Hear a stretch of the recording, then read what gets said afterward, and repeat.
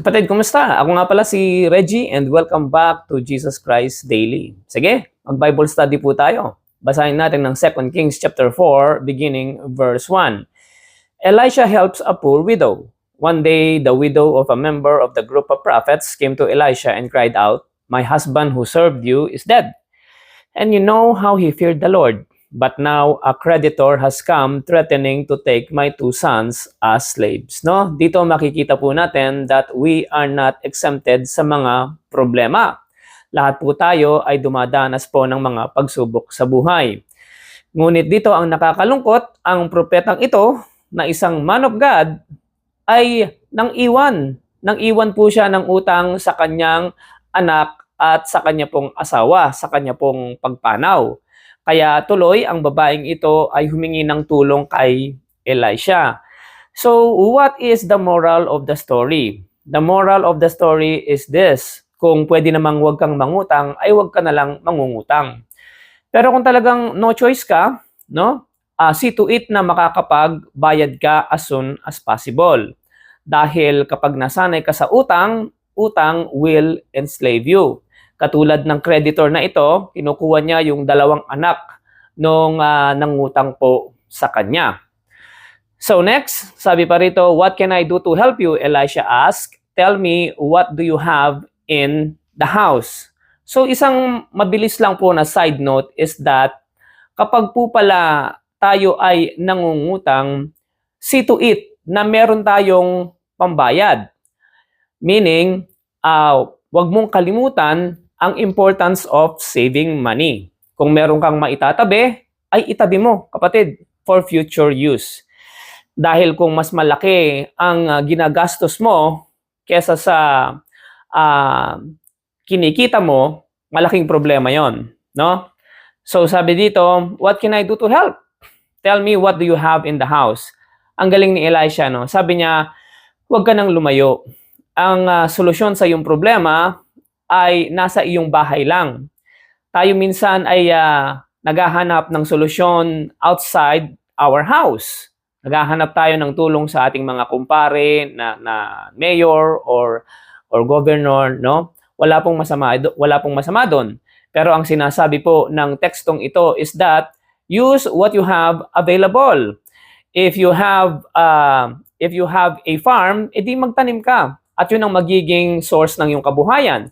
Kung meron ka palang kakayahan na mag-alaga ng mga manok o kaya naman ay mga kambing, so pwede mo ring maging source of living po yon, no? Use whatever is available. Kung meron ka namang skills and talents po sa welding, sa electrician, sa paggawa po ng bahay, you can also use your skills and talents para maging source of income sa ating pong mga buhay. No, si Manny Pacquiao nga ginamit lang ang kanyang kamao at si Steph Curry naman ginamit lang ang kanyang skills sa paglalaro ng basketball. So what we can learn from this is that use what is readily available. Dahil lahat po tayo ay binigyan po ng gift ng Panginoon. Gamitin mo. Dahil sabi po sa Bible, "I have given you the power to get wealth." Meron kang mga skills and talents na ibinigay na ng Diyos. At sabi pa rito, "Nothing at all except a flask of olive oil," she replied. And Elisha said, "Borrow as many empty jars as you can from your friends and neighbors." So dito makikita natin na napaka-importante na meron tayong magandang relationship sa ating pong mga kapitbahay, no? Dahil at the end of the day, pag meron po tayong problema, ang pinakamalapit po na tao na pwedeng makatulong sa atin ay ang ating pong mga kapitbahay. So as much as possible, establish a good relationship sa ating pong mga neighbors, no? At kung sila naman po ang magkakaroon ng problema, dapat ay tulungan din po natin sila. Why? Dahil kung anong tinanim, siya rin pong aanihin. Upang pag ikaw naman ang nangangailangan ng tulong, they will help you out. Sabi rito, "Then go into your house with your sons and shut the door behind you. Pour olive oil from your flask into the jars, setting each one aside when it is filled." Napaka-importante nito. Why? Dahil sabi niya, shut the door behind you. Kapag may problema ang pamilya, wag mo nang ipagkalat. Wag mo nang ipaalam sa buong barangay, no? Shut the door behind you. kung masosolve ninyong magkakapamilya, isolve nyo muna, no? Dahil kapag mas maraming involved, mas maraming nakakaalam sa iyong problema, mas lalo pong lumalaki at mas lalong lumalala ang ating pong problema. Minsan isusumbong mo kagad yung asawa mo sa iyong mga kapatid at mga magulang, tuloy it will paint a picture na ang iyong asawa ay masama. So imbis na maayos ang problema, na nauwi pa tuloy sa hiwalayan, no? So kung masosolve muna ng kayo muna sa family without involving others, that would be great. At kapag talagang napakabigat na ng problema, at saka tayo humingi ng tulong sa ating pong mga mahal sa buhay. Pour olive oil from your flask into the jar, setting each one aside when it is filled. Ayan. Tinuturuan din ni Prophet Elisha ang babae na ito na hindi kung meron kang blessing ay wawaldasin mo na, no? Uubusin mo na. Kailangan lagi kang merong sineset aside for future use. So she did as she was told. Her sons kept bringing jars to her and she filled one after another. Ayan.